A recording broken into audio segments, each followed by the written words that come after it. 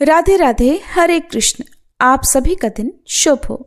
आज दिनांक है 29 नवंबर, दिन है शनिवार और आज है मार्गशीर्ष मास के शुक्ल पक्ष की 9वीं तिथि, जो कि आज रात 11:15 पर समाप्त होगी। इसके बाद में 10वीं तिथि प्रारंभ होगी। आज सूर्योदय होगा सुबह 6:54 पर, सूर्यास्त होगा शाम 5:36 पर।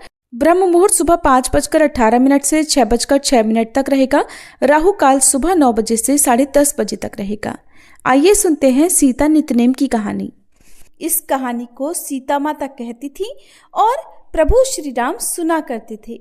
एक दिन श्री राम भगवान को किसी काम के लिए बाहर जाना पड़ा, तो सीता माता कहने लगी कि भगवान, मेरा तो 12 वर्ष का नितनेम है, अब आप बाहर जाएंगे तो मैं अपनी कहानी किसे सुनाऊंगी।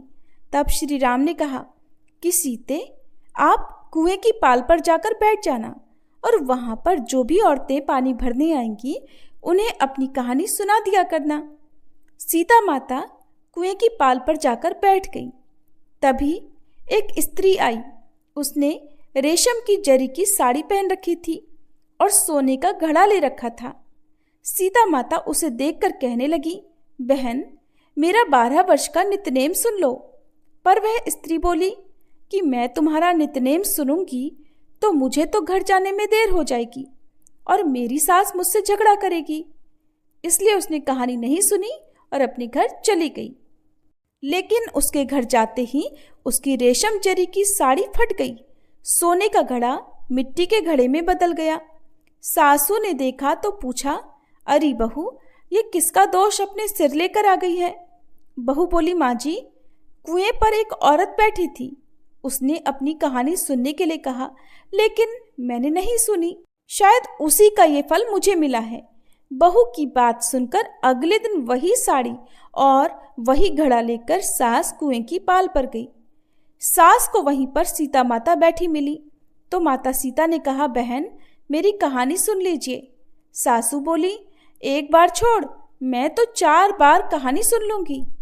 तब सीता माता बोली, राम आए लक्ष्मण आए, देश के पुजारी आए, नित नेम का नेम लाए, आओ राम बैठो राम, तपी रसोई जीमो राम, माखन मिश्री खाओ राम, दूध पताशा पियो राम, सूत के पल का मोठो राम, शाल दुशाला पोठो राम, शाल दुशाला ओढ़ो राम, जब बोलूं राम ही राम, राम सवारे सबके काम, खाली घर भंडार भरेंगे, सबका बेड़ा पार करेंगे, श्री राम जय जय राम। सासू बोली, बहन, कहानी तो बहुत अच्छी लगी। फिर कहानी सुनकर सासू घर चली गई और उसकी साड़ी फिर से रेशम जरी की बन गई। मिट्टी का घड़ा भी फिर वापस से सोने के घड़े में बदल गया। बहू ने देखा तो कहने लगी, सासू माँ, आपने ये सब कैसे किया। सासू बोली, बहू, तू दोष लगाकर आई थी और मैं अब दोष उतार कर आ रही हूँ। बहू ने पूछा कि माँ जी, वह कुएं वाली स्त्री कौन है। सासू ने बताया कि वह तो सीता माता थी। वो पुराने से नया कर देती हैं, खाली घर में भंडार भर देती हैं। वह लक्ष्मी जी का वास घर में कर देती हैं और मनुष्य की जो भी इच्छा हो उसे पूर्ण कर देती हैं। बहू बोली, माँ जी, फिर तो ऐसी कहानी मुझे भी सुना दो। सास बोली कि ठीक है, तुम भी सुनो। फिर सास ने कहानी शुरू की। राम आए लक्ष्मण आए, देश के पुजारी आए, नित नेम का नेम लाए, आओ राम बैठो राम, तपी रसोई जीमो राम, माखन मिश्री खाओ राम, दूध बताशा पियो राम, सूत के पल का मोठो राम, शाल दुशाला पोठो राम, शाल दुशाला ओढ़ो राम, जब बोलूं राम ही राम, राम सवारे सबके काम, खाली घर भंडार भरेंगे, सबका बेड़ा पार करेंगे, बोलो श्री राम जय जय राम। कहानी सुनकर बहू बोली, माँ जी, कहानी तो बहुत अच्छी है। सासू ने कहा, ठीक है, अब से हम इस कहानी को रोज किया करेंगे। अब सास बहू रोज सवेरे उठती, नहाती धोती और पूजा करने के बाद नितनेम की सीता माता की कहानी कहती। एक दिन की बात है, उनके यहाँ पड़ोस की एक औरत आई और बोली कि बहन, जरा सी आँच तो देना। तो बहू बोली कि आँच तो अभी हमने जलाई ही नहीं। पड़ोसन बोली, तो फिर तुम सुबह 4 बजे से उठकर क्या कर रही हो? तो उन्होंने कहा कि हम तो सुबह सुबह उठकर पूजा करते हैं, फिर सीता माता की नित्यनेम की कहानी कहते हैं। पड़ोसन ने उनकी बात सुनकर फिर कहा कि सीता माता की कहानी कहने से तुम्हें क्या मिला? तब वे दोनों बोली कि सीता माता की कहानी कहने से घर में भंडार भर जाते हैं, सारे काम पूर्ण हो जाते हैं, मन की इच्छा भी पूरी होती है। पड़ोसन ने कहा, बहन अगर ऐसा है तब तो फिर मुझे भी कहानी सुना दो। तब बहू बोली कि ठीक है, तुम भी ये कहानी सुन लो। राम आए लक्ष्मण आए, देश के पुजारी आए, नित नेम का नेम लाए। आओ राम बैठो राम, तपी रसोई जीमो राम, माखन मिश्री खाओ राम, दूध बताशा पियो राम, सूत के पल का मोठो राम, शाल दुशाला पोठो राम, शाल दुशाला ओढ़ो राम। जब बोलू राम ही राम, राम सवारे सबके काम, खाली घर भंडार भरेंगे, सबका बेड़ा पार करेंगे, श्री राम जय जय राम। पड़ोसन ने इस कहानी को सुना तो कहने लगी, बहन कहानी तो बहुत अच्छी लगी। अब वह पड़ोसन भी नित्यनेम सीता माता की कहानी कहने लगी। कहानी कहने से सीता माता ने पड़ोसन के भी धन के भंडार भर दिए। देखते ही देखते अब तो पूरे मोहल्ले में नित्यनेम की कथा चल पड़ी और हर किसी की मनोकामना पूर्ण होने लगी। हे सीता माता, जैसे आपने उन सभी के भंडार भरे, वैसे ही हमारे भी भरना। कहानी कहने वाले, सुनने वाले और हुंकार भरने वाले सबके भरना। सभी प्रेम से बोलिए, सीता मैया की जय। अब सुनिए मार्गशीर्ष मास महात्म्य के 24वें अध्याय में श्रीमद् भगवद गीता के आगे के अध्याय। श्री महादेव जी कहते हैं, पार्वती, दक्षिण दिशा में कोल्हापुर नाम का एक नगर है जो सब प्रकार के सुखों का आधार, सिद्ध महात्माओं का निवास स्थान तथा सिद्ध प्राप्ति का क्षेत्र है। वह पराशक्ति भगवती लक्ष्मी का प्रधान पीठ है। सभी देवता उसका सेवन करते हैं। वह पुराण प्रसिद्ध तीर्थ भोग और मोक्ष प्रदान करने वाला है। वहाँ करोड़ों तीर्थ और शिवलिंग हैं। रुद्र गया भी वहीं पर है। वह विशाल नगर लोगों में बहुत विख्यात है। एक दिन कोई युवक पुरुष उस नगर में आया। वह कहीं का राजकुमार था।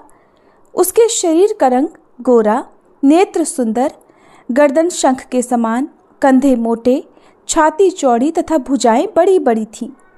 नगर में प्रवेश करके सब ओर महलों की शोभा निहारता हुआ वह देवेश्वरी महालक्ष्मी के दर्शनों के लिए उत्कंठित होकर मणिकंठ तीर्थ में गया और वहां स्नान करके उसने पितरों का तर्पण किया। फिर महामाया महालक्ष्मी जी को प्रणाम करके भक्तिपूर्वक उनकी स्तुति करना आरंभ किया। वह राजकुमार बोला, जिसके हृदय में असीम दया भरी हुई है, जो समस्त कामनाओं को देती तथा अपने कटाक्ष मात्र से सारे जगत की सृष्टि, पालन और संहार करने वाली है, उस जगत माता महालक्ष्मी जी की जय हो। जिस शक्ति के सहारे उसी के आदेश अनुसार परमेष्ठी ब्रह्मा सृष्टि करते हैं, भगवान अच्युत जगत का पालन करते हैं तथा भगवान रुद्र अखिल विश्व का संहार करते हैं, उस सृष्टि, पालन और संहार की शक्ति से संपन्न भगवती पराशक्ति का मैं भजन करता हूँ। कमले, योगीजन आपके चरण कमलों का चिंतन करते हैं। कमलालये, आप अपनी स्वाभाविक सत्ता से ही हमारे समस्त इंद्रिय गोचर विषयों को जानती हो। आप ही कल्पनाओं के समूह को तथा उसका संकल्प करने वाले मन को उत्पन्न करती हो। इच्छा शक्ति, ज्ञान शक्ति और क्रिया शक्ति, ये सब आपके ही रूप हैं। आप परासंवित अर्थात परम ज्ञान रूपिणी हो। आपका स्वरूप निष्कल, निर्मल, नित्य निराकार, निरंजन, अंतररहित, आतंक शून्य, आलंबहीन तथा निरामय है। देवी, आपकी महिमा का वर्णन करने में कौन समर्थ हो सकता है? जो षट चक्रों का भेदन करके अंतःकरण के 12 स्थानों में विहार करती हैं। अनाहत ध्वनि, बिंदु, नाद और कला, ये जिसके स्वरूप हैं, उस माता लक्ष्मी को मैं प्रणाम करता हूँ। माते, आप अपने मुख रूपी पूर्ण चंद्रमा से प्रकट होने वाली अमृत राशि को बहाया करती हो। आप ही परा, पश्यंती, मध्यमा और वैखरी नामक वाणी हो। मैं आपको नमस्कार करता हूँ। आप जगत की रक्षा के लिए अनेक रूप धारण किया करती हो। अंबिके, आप ही ब्राह्मी, वैष्णवी तथा माहेश्वरी शक्ति हो। वाराही, महालक्ष्मी, नारसिंही, ऐन्द्री, कौमारी, चंडिका, जगत को पवित्र करने वाली लक्ष्मी, जगन्माता सावित्री, चंद्रकला तथा रोहिणी भी आप ही हो। परमेश्वरी, आप भक्तों का मनोरथ पूर्ण करने के लिए कल्पलता के समान हो। मुझ पर प्रसन्न हो जाओ। उसके इस प्रकार स्तुति करने पर भगवती महालक्ष्मी अपना साक्षात स्वरूप धारण करके बोली, राजकुमार, मैं तुमसे प्रसन्न हूँ, तुम कोई उत्तम वर मांगो। तब वह राजकुमार बोला, माँ, मेरे पिता राजा बृहद्रथ अश्वमेध नामक महान यज्ञ का अनुष्ठान कर रहे थे। वे दैव योग से रोगग्रस्त होकर स्वर्गगामी हो गए हैं। इस बीच यूप में बंधे हुए मेरे यज्ञ संबंधी घोड़े को, जो समूची पृथ्वी की परिक्रमा करके लौटा था, किसी ने रात्रि में बंधन काटकर कहीं और पहुंचा दिया। उसकी खोज में मैंने कुछ लोगों को भेजा था, किंतु वे कहीं भी उसका पता ना पाकर जब खाली हाथ लौट आए हैं, तब मैं सब ऋत्विजों से आज्ञा लेकर आपकी शरण में आया हूँ। देवी, यदि आप मुझ पर प्रसन्न हो तो मेरे यज्ञ का घोड़ा मुझे मिल जाए, जिससे यज्ञ पूर्ण हो सके। तभी मैं अपने पिता महाराज का ऋण उतार सकूंगा। शरणागतों पर दया करने वाली जगत जननी लक्ष्मी, जिससे मेरा यज्ञ पूर्ण हो, वह उपाय कीजिए। तब भगवती लक्ष्मी ने कहा, राजकुमार, मेरे मंदिर के दरवाजे पर एक ब्राह्मण रहते हैं, जो लोगों में सिद्ध समाधि के नाम से विख्यात है। वे मेरी आज्ञा से तुम्हारा सब काम पूरा कर देंगे। महालक्ष्मी के इस प्रकार कहने पर राजकुमार उस स्थान पर आए जहाँ सिद्ध समाधि रहते थे। उनके चरणों में प्रणाम करके राजकुमार चुपचाप हाथ जोड़कर खड़े हो गए। तब ब्राह्मण ने कहा, तुम्हें माताजी ने यहाँ भेजा है? अच्छा देखो, अब मैं तुम्हारा सारा अभिष्ट कार्य सिद्ध करता हूँ। ऐसा कहकर मंत्रवेत्ता ब्राह्मण ने सब देवताओं को वहीं खींचा। राजकुमार ने देखा, उस समय सब देवता हाथ जोड़े थर थर कांपते हुए वहां उपस्थित हो गए। तब उन श्रेष्ठ ब्राह्मण ने समस्त देवताओं से कहा, देवगण, इस राजकुमार का अश्व जो यज्ञ के लिए निश्चित हो चुका था, रात में देवराज इंद्र ने चुराकर कहीं और पहुंचा दिया है, उसे शीघ्र लेकर आओ। तब देवताओं ने मुनि के कहने से यज्ञ का घोड़ा लाकर दे दिया। इसके बाद उन्होंने उन्हें जाने की आज्ञा दी। देवताओं का आकर्षण देखकर तथा खोए हुए अश्व को पाकर राजकुमार ने मुनि के चरणों में प्रणाम करके कहा, महर्षि, आपका ये सामर्थ्य तो बड़ा आश्चर्यजनक है। आप ही ऐसा कार्य कर सकते हैं, दूसरा कोई नहीं।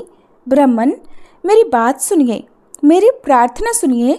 मेरे पिता राजा बृहद्रथ अश्वमेध यज्ञ का अनुष्ठान आरंभ करके दैव योग से मृत्यु को प्राप्त हो गए हैं। अभी तक उनका शरीर तपाए हुए तेल में सुखाकर मैंने रख छोड़ा है। साधु श्रेष्ठ, आप उन्हें पुनः जीवित कर दीजिए। ये सुनकर महामुनि ब्राह्मण ने थोड़ा मुस्कुराकर कहा, चलो, जहाँ यज्ञ मंडप में तुम्हारे पिता मौजूद हैं, चलते हैं। तब सिद्ध समाधि ने राजकुमार के साथ वहां जाकर जल अभिमंत्रित किया और उसे उस शव के मस्तक पर रखा। उसके रखते ही राजा सचेत होकर उठ बैठे। फिर उन्होंने ब्राह्मण को देखकर पूछा, धर्मस्वरूप आप कौन हैं? तब राजकुमार ने महाराज से पहले का सारा हाल कह सुनाया। राजा ने अपने को पुनः जीवन दान देने वाले ब्राह्मण को नमस्कार करके पूछा, ब्राह्मण, किस पुण्य से आपको ये अलौकिक शक्ति प्राप्त हुई है? उनके ऐसा कहने पर ब्राह्मण ने मधुर वाणी में कहा, राजन, मैं प्रतिदिन आलस्य रहित होकर गीता के 12वें अध्याय का जप करता हूँ। उसी से मुझे ये शक्ति मिली है जिससे तुम्हें जीवन प्राप्त हुआ है। ये सुनकर ब्राह्मणों सहित राजा ने उन ब्रह्म ऋषि से गीता के 12वें अध्याय का अध्ययन किया। उसके महात्म्य से उन सब की सद्गति हो गई। दूसरे दूसरे जीव भी उसके पाठ से परम मोक्ष को प्राप्त हो चुके हैं। श्री महादेव जी कहते हैं, पार्वती, अब 13वें अध्याय की अगाध महिमा का वर्णन भी सुनो। उसको सुनने से तुम बहुत प्रसन्न होगी। दक्षिण दिशा में तुंगभद्रा नामक बहुत बड़ी नदी है। उसके किनारे हरिहरपुर नामक रमणीय नगर बसा हुआ है। वहीं पर साक्षात भगवान हरिहर विराजमान हैं, जिनके दर्शन मात्र से परम कल्याण की प्राप्ति होती है। हरिहरपुर में हरिदीक्षित नामक एक क्षत्रिय ब्राह्मण रहा करते थे, जो तपस्या और स्वाध्याय में संलग्न तथा वेदों के पारगामी विद्वान थे। उनकी पत्नी थी, जिसे लोग दुराचारा कहकर पुकारते थे। अपने नाम के अनुसार ही उसके कर्म भी थे। वह सदा पति को कुवाच्य कहती थी। उसने कभी भी उनके साथ शयन नहीं किया। पति से संबंध रखने वाले जितने लोग घर पर आते, उन सबको डांटती और स्वयं कामोन्मत्त होकर निरंतर व्यभिचारियों के साथ रमण किया करती थी। एक दिन नगर को इधर उधर आते जाते हुए पूर्ववासियों से भरा देखकर उसने निर्जन और दुर्गम वन में अपने लिए संकेत स्थान बना लिया। एक समय रात में किसी कामी को न पाकर वह घर के किवाड़ खोलकर नगर से बाहर संकेत स्थान पर चली गई। उस समय उसका चित्त काम से मोहित हो रहा था। वह एक एक कुंज में और हर वृक्ष के नीचे जा जाकर किसी प्रेतम की खोज करने लगी, किंतु उन सभी जगह पर उसका परिश्रम व्यर्थ गया। उसे प्रेतम का दर्शन नहीं हुआ। तब वह उस वन में घूम घूम कर तरह तरह की बातें कहकर विलाप करने लगी। चारों दिशाओं में घूम घूम कर वियोग जनित विलाप करती हुई उस स्त्री की आवाज सुनकर कोई सोया हुआ बाघ जाग उठा और उछलकर उस जगह पर जा पहुंचा जहां वह रो रही थी। उधर वह भी उसे आते देखकर किसी प्रेमी की आशंका से उसके सामने खड़ी होने के लिए ओट से बाहर निकल पड़ी। उसी समय व्याघ्र ने आकर उसे नख रूपी बाणों के प्रहार से धरती पर गिरा दिया। इस अवस्था में भी वह कठोर वाणी में चिल्लाती हुई पूछ बैठी, अरे बाघ, तू किस लिए मुझे यहाँ मारने को आया है? पहले इन सब बातों को बता, फिर मुझे मारना। उसकी ये बात सुनकर प्रचंड पराक्रमी व्याघ्र क्षण भर के लिए उसे अपना भोजन बनाने से रुक गया और हंसता हुआ सा बोला, दक्षिण देश में मलापहा नामक एक नदी है। उसके तट पर मुनिपर्णा नगरी बसी हुई है। वहाँ पंचलिंग नाम से प्रसिद्ध साक्षात भगवान शंकर निवास करते हैं। उसी नगरी में मैं ब्राह्मण कुमार होकर रहता था। नदी के किनारे अकेला बैठा रहता और जो यज्ञ के अधिकारी नहीं हैं, उन लोगों से भी यज्ञ कराकर उनका अन्न खाया करता था। इतना ही नहीं, धन के लालच से मैं सदा अपने वेद पाठ के फल को भी बेचा करता था। मेरा लोभ यहाँ तक बढ़ गया था कि अन्य भिक्षुकों को गालियां देकर वहां से हटा देता और स्वयं दूसरों का नहीं देने योग्य धन भी बिना दिए ही हमेशा ले लिया करता था। ऋण लेने के बहाने मैं सब लोगों को छला करता था। इसके बाद कुछ समय बीतने पर मैं बूढ़ा हुआ। मेरे बाल सफ़ेद हो गए, आँखों से कुछ दिखाई नहीं देता था और मुँह के सारे दांत भी गिर गए। इतने पर भी मेरी दान लेने की आदत नहीं छूटी। पर्व आने पर प्रतिग्रह के लोभ से मैं हाथ में कुश लिए तीर्थ के समीप चला जाया करता था।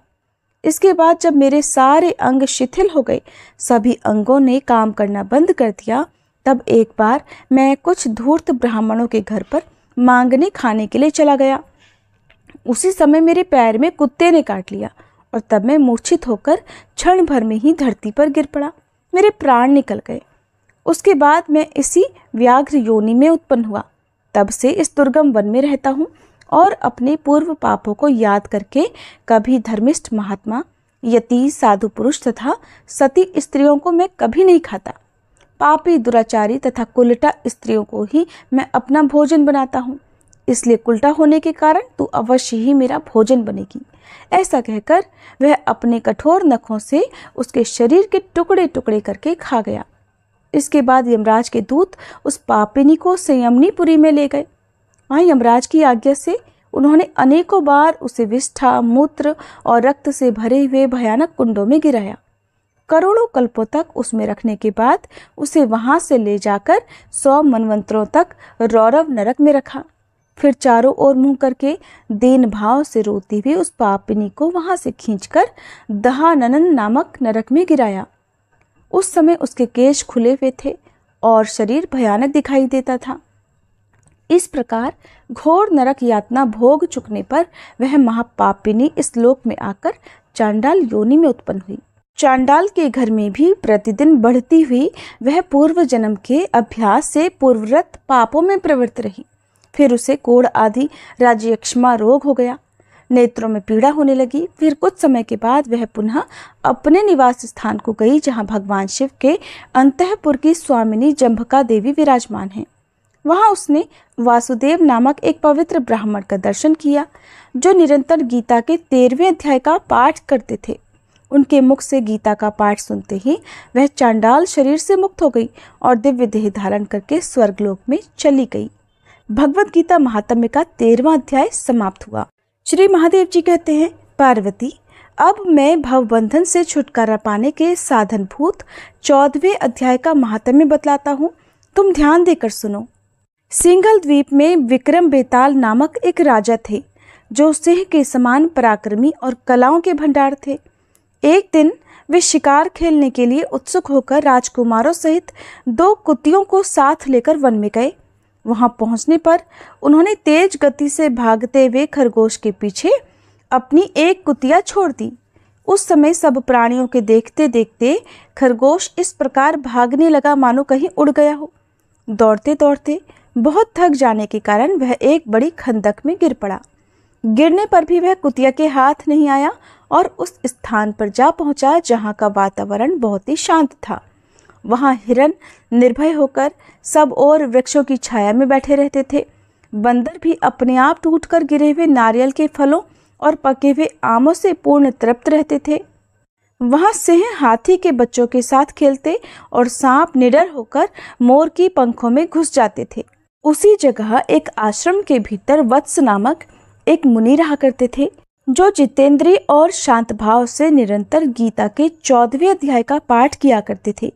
आश्रम के पास ही वत्स मुनि के किसी शिष्य ने अपना पैर धोया था। उसके जल से वहां की मिट्टी गीली हो गई थी। खरगोश का जीवन कुछ बचा हुआ था। वह हांफता हुआ आकर उसी कीचड़ में गिर पड़ा। उसके स्पर्श मात्र से ही खरगोश संसार सागर के पार हो गया और दिव्य विमान पर बैठकर स्वर्गलोक को चला गया। फिर कुतिया भी उसका पीछा करती हुई वहीं आ गई। वहां उसके शरीर में भी कुछ कीचड़ के छींटे लग गए। फिर भूख प्यास की पीड़ा से रहित होकर कुतिया का रूप त्याग कर उसने दिव्यांगना का रमणीय रूप धारण कर लिया और गंधर्वों से सुशोभित दिव्य विमान पर आरूढ़ होकर वह भी स्वर्गलोक को चली गई। ये देखकर मुनि के मेधावी शिष्य स्वकंधर हंसने लगे। उन दोनों के पूर्व जन्म के वैर का कारण सोचकर उन्हें बड़ा आश्चर्य हुआ था। उस समय राजा के नेत्र भी आश्चर्य से चकित हो गए। उन्होंने बड़ी भक्ति के साथ प्रणाम करके पूछा, विप्रवर, ये नीच योनि में पड़े हुए दोनों प्राणी कुतिया और खरगोश ज्ञानहीन होते हुए भी जो स्वर्ग में चले गए, इसका क्या कारण है? इसकी कथा सुनाइए। शिष्य ने कहा, भूपाल, इस वन में वत्स नामक ब्राह्मण रहते हैं। वे बड़े जितेंद्रिय महात्मा हैं। गीता के 14वें अध्याय का सदा जप किया करते हैं। मैं उन्हीं का शिष्य हूँ। मैंने भी ब्रह्म विद्या में विशेषज्ञता प्राप्त की है। गुरुजी की ही तरह मैं भी 14वें अध्याय का प्रतिदिन जप करता हूँ। मेरे पैर धोने के जल में लौटने के कारण ये खरगोश कुतिया के साथ ही स्वर्गलोक को प्राप्त हुआ है। और अब मैं अपने हंसने का कारण भी बतलाता हूँ। महाराष्ट्र में प्रत्युदक नामक महान नगर है। वहाँ केशव नाम का एक ब्राह्मण रहता था जो कपटी मनुष्य में अग्रगण्य था। उसकी पत्नी का नाम विलोभना था। वह स्वच्छंद विहार करने वाली थी। इससे क्रोध में आकर जन्म भर के वैर को याद करके ब्राह्मण ने अपनी पत्नी का वध कर डाला और उसी पाप से उसको खरगोश की योनि में जन्म मिला। ब्राह्मणी भी अपने पाप के कारण कुतिया हुई। श्री महादेव जी कहते हैं, देवी, ये सारी कथा सुनकर श्रद्धालु राजा ने गीता के 14वें अध्याय का पाठ आरंभ कर दिया।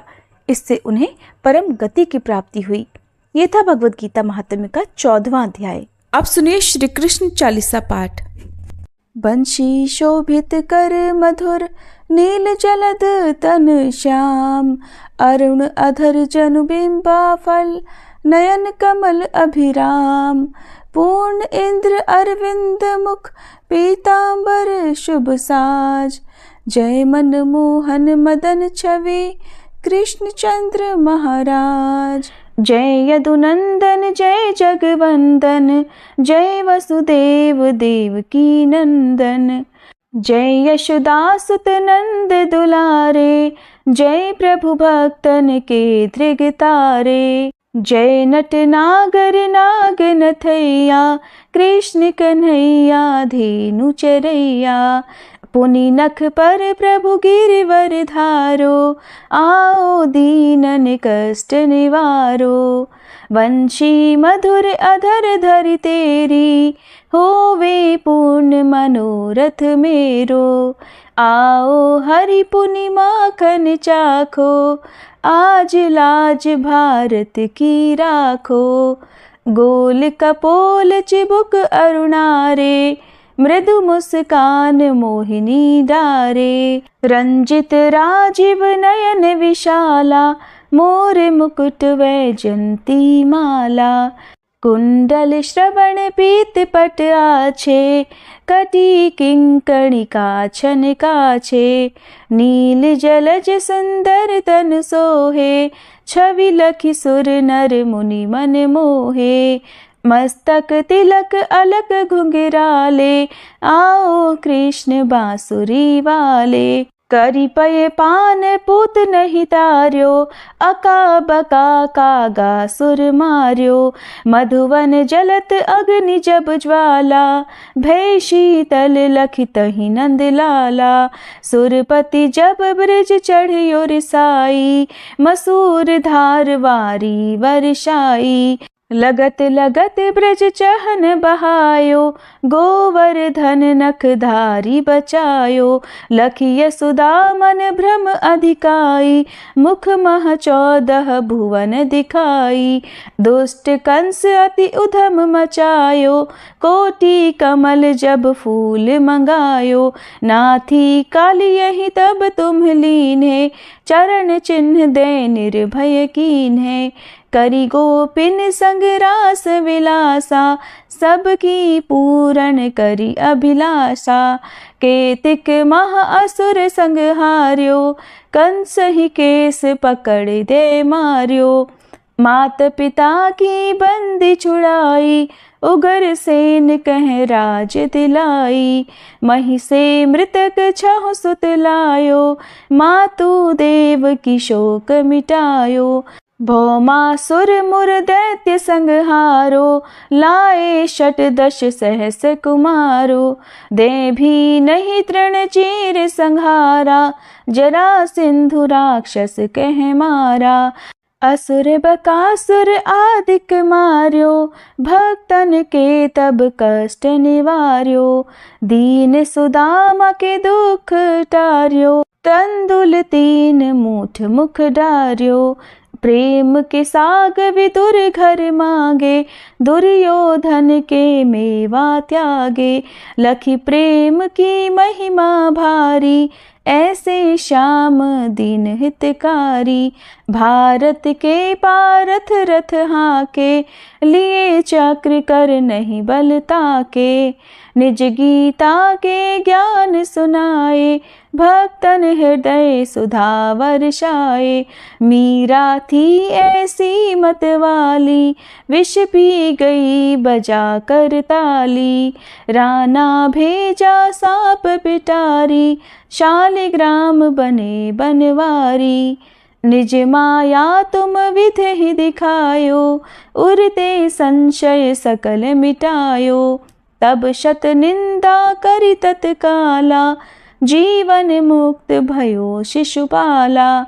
जब ही द्रौपदी टेर लगाई, दीनानाथ लाज अब जाई। तुरत ही वसन बने नंदलाला, बढ़े चीर भय अरि मुँह काला। असनाथ के नाथ कन्हैया, डूबत भंवर बचावत नैया। सुंदर दास आस उरधारी, दया दृष्टि की जय बनवारी। नाथ सकल मम कुमति निवारो, क्षमहु बेगी अपराध हमारो। खोलो पट अब दर्शन दीजे, बोलो कृष्ण कन्हैया की जय। बोलो कृष्ण कन्हैया की जय, बोलो कृष्ण कन्हैया की जय। ये 40 कृष्ण का पाठ करे उरधारी, अष्ट सिद्धि नवनिधि फल लहे पदार्थ चारी। बोलो श्री कृष्ण भगवान की जय।